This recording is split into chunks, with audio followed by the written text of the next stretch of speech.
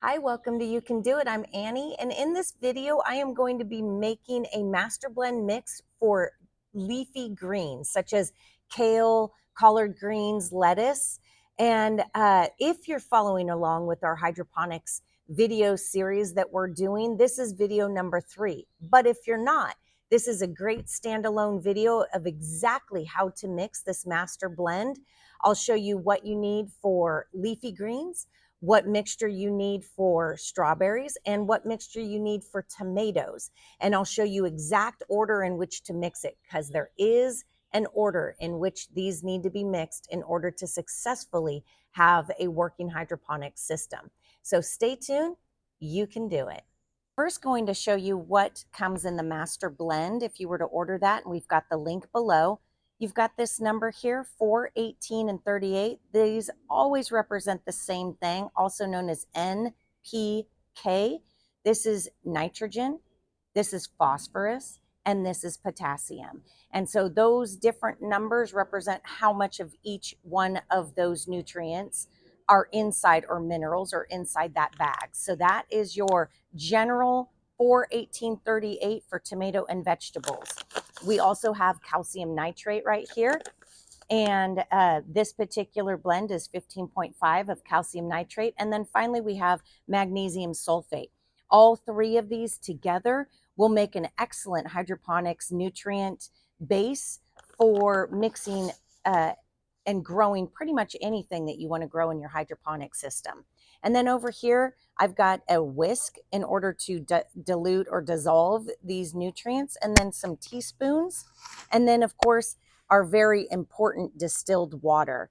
Always make your hydroponics blend with distilled water, not city water, for obvious reasons. City water contains all kinds of microplastics, PFOS, all kinds of horrible stuff. So you want to make sure that you're making this hydroponics blend with pure water, and the best pure water is distilled. So now we're going to go ahead and start mixing this, and I'll show you what you need for each one.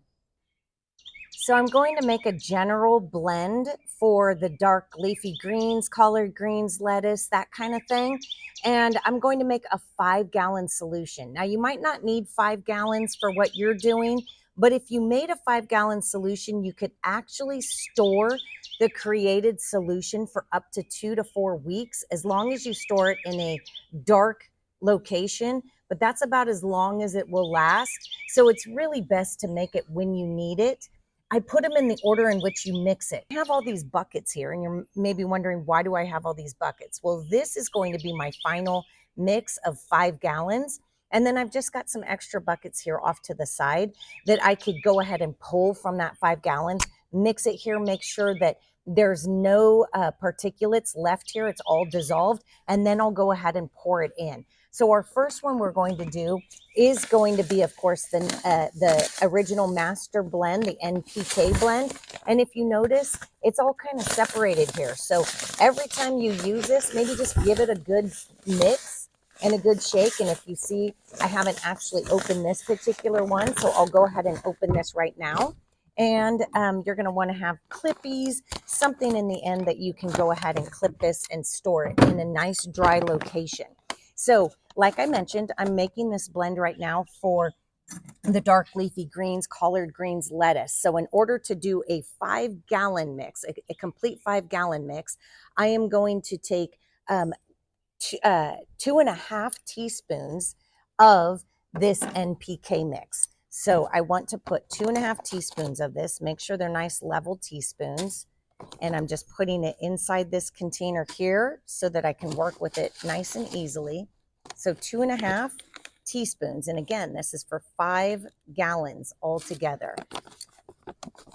So I've got those in there. And so now I'm going to take my distilled water and I'm going to pour, not a ton, but just enough to get a really good mixture going there.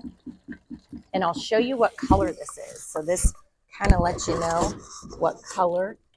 We've got kind of like almost like a Gatorade, well, you know what that looks like. So we'll go ahead and mix that with the whisk until it completely dissolves. Didn't really take much time at all. So you can see there are no more particulates or crystals down at the bottom. So make sure whatever container you're doing your final mix in, it's a nice clean container. So I'm going to pour that in, but I'm also going to pour in some, in fact, you know what? I'm going to go ahead and just put the clippy on here so I don't lose any of that master blend mix. And I'm going to pour in some water just so I'm diluting my entire mixture. Next, I'm going to mix the Epsom salt. And like I mentioned, you're not going to mix your NPK mix and this directly because it does what's called lockout sludge, which means that it makes it unavailable for the plants, all these nutrients that you spent your money on. So you want to order the steps from the blend to the Epsom salt or the magnesium sulfate and then the calcium nitrate. So again, for a 5-gallon blend, you're going to use 1 teaspoon of this Epsom salt. I happened to grab the half a teaspoon, so I apologize. I had to do that one twice. And again, put enough water in it to dissolve your nutrients. Go ahead and whisk that until you can't see it. And of course, Epsom salt is a clear salt, so you really aren't going to see that. So just kind of look down at the bottom and make sure that you don't see any more crystalline salt. It really dissolves quite easily. And I see none. So I am going to go ahead and pour that mix in. And again, I just remind you that I am making a mixture, 5 gallons, and this is going to be for leafy greens. So if you are doing your hydroponics for the first time, you really don't mix leafy greens with strawberries or with tomatoes, because if you're wanting to really dial this solution in, they do actually require different nutrient mixes.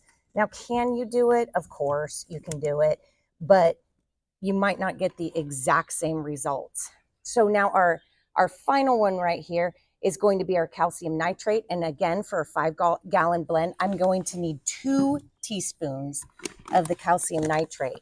So I'll go ahead and mix that in.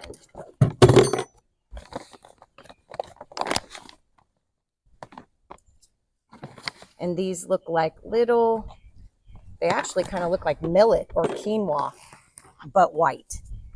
But even when I drop those in, I'm already seeing those little balls kind of dissolve on their own. I don't know if you're even able to see that in there, but oops, I just spilled a little. Hopefully that wasn't any nutrients. But again, you just kind of whisk it until you do not see anything at the bottom. So it is nice to have these mixed in their own container, just so you can really keep an eye on making sure that everything is nice and dissolved and you've got the solution that you're aiming for. So again, real easy, real quick, totally dissolved. Gonna pour that in.